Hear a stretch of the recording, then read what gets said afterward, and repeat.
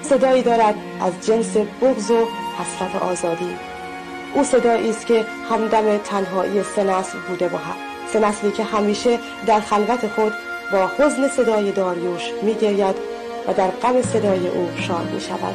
داریوش جزو محدود خوانندگانی است که با جامعه خود فاصله چندانی ندارد و در اجتماعات پناهندگان ایرانی مقابل ادارات و اماکن سازمان ملل و پارلمان اروپا برای دفاع از حق پناهندگان ایرانی و اکسیون‌های مختلفی پرداخته است.